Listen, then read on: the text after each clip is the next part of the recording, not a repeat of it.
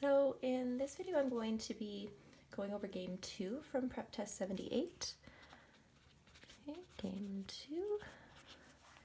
Oh, it looks like this marker is dying, so I'm just going to switch to regular old pen. Okay, so we've got 4 students.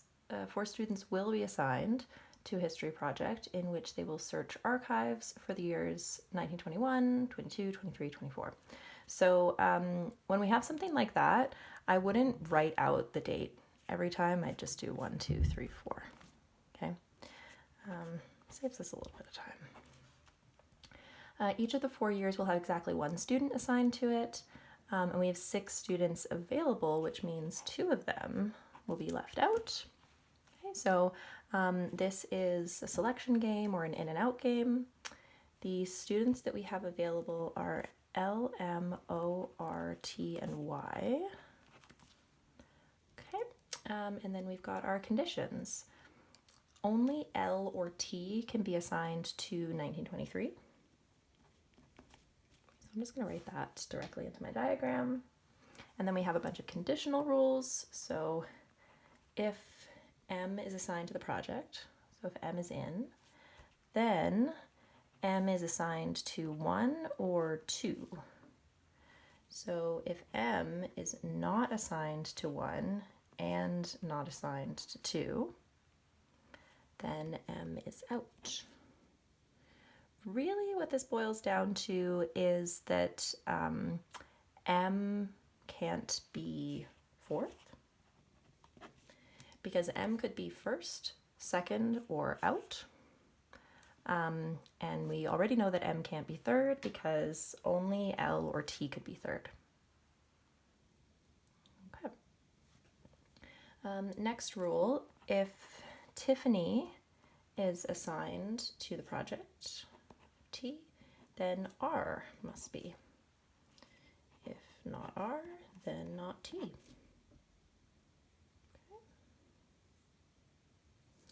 And the final rule, if R is assigned to the project, then O must be assigned to the year immediately prior to Ryan's.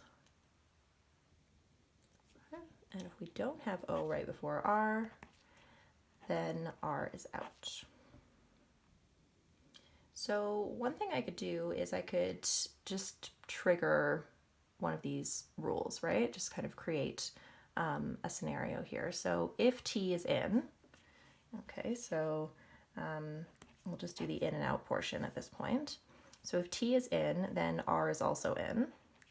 And if R is in, then O is right before R. So the only place that that's going to work in the sequence is if we have O, R, and then L or T, and space there.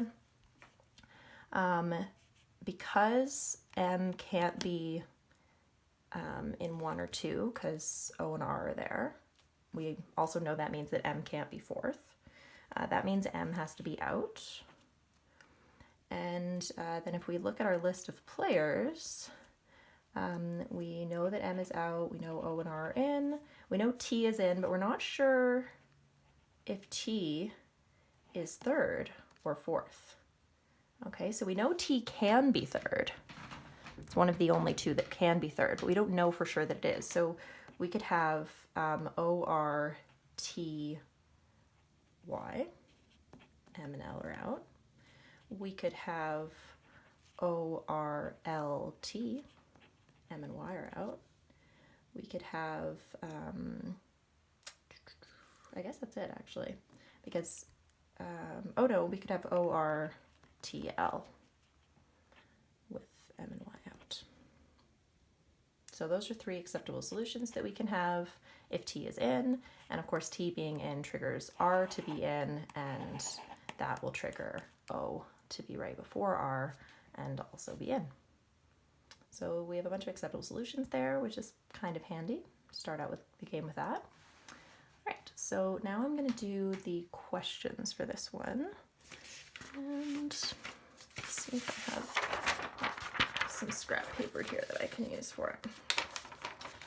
Okay, so the first one is just asking us our basic acceptability question. So we can go through the answer choices one by one, or we can go through the rules one by one. I prefer to go through the rules. So rule 1 is that if M is in, it's first or second. So we can eliminate E, okay, because we can't have M fourth. If T is in, then R is in. Okay, so we can eliminate B. If R is in, then O is right before R. So D messes up that consequence. And then the rule that I skipped over was that first one, either L or T has to be third. So A would be out. So yeah, C is the correct answer. And we actually already had that one here, so we don't have to rewrite it. Okay, great. Question 7. Okay, Molly must be assigned to 1922 if which one of the following is true. Okay, so we could just start with L being assigned to 24 and see what happens. I think that's kind of interesting, but we could also look at what are M's options, right? So M is either 1 or 2. So in order to make sure that M has to be assigned to 22, I would think that we probably want to fill up spot 1, right? Like that would probably trigger it. So I'd be looking at B and E. And then with B, we actually have a bunch of examples where we have O in 1921 and R is the next player. So yeah, that one isn't going to guarantee that M is in 1922, but maybe if Y is in 21, then it will. So let's give that a shot. So Y, and then we have L or T in the third spot. And we have our 2 out positions. Okay, so here what we could do is we could split worlds, right? We know it's either L or T in the third position, so let's give that a go. Okay, so when in doubt, you're going to diagram your options there. Okay, if T is in, then R should be in, and if R is in, then O should be right before R, but we're not going to be able to make that work here. So if Y is first, T can't be third. So it's got to be L third. And we can't actually put T in because then R is in and then we have O and R. We can't have O and R, so that means that we don't have R. And since we don't have R, we don't have T. So now, what are the remaining players? M and O. M, if it's in, has to be in 1 or 2. So it has to be in 2. And O would then have to be in 24. Okay.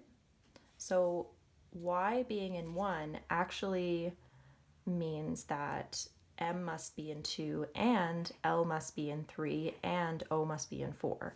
It causes a chain reaction of inferences that leads us to one acceptable solution. So this would also have worked as one of those completely determined question types. So the order of the players, or selection and order of the players, is completely determined if which one of the following is true. Yeah, but I think the real important piece here is sort of that strategy at the beginning of thinking, well, what are M's options? How do I eliminate the option of M being, on 21, or the option of M being out, right? So we don't really need to eliminate the 4th position because we already know M can't be there. So A and C are unlikely to get us to the correct answer here, but E looks pretty promising. Now, you could just go through the answer choices one by one. That's also an option. It's going to take a little longer, but it'll work. It'll get you there. So you could just start with A and say, okay, if L is assigned to 1924, what has to happen? And you realize pretty quickly that you really only have one option there as well, because if L is in 24, then that means T has to be in 23, which means R has to be in, which means O has to be immediately before R. So we would end up with this scenario. Okay. So, yeah, I mean, even though this doesn't get us to like the solution, this is what we got from answer choice A, it is one acceptable solution, right? We already have it down here actually. But yeah, I mean, if L is fourth, then that also completely determines the order of all the other players. But it doesn't tell us that M has to be in 22. Okay, so I'm going to stop there for now and come back to this later. But yeah, I think that should give you a good head start on some of the questions here if you're struggling to get into the questions.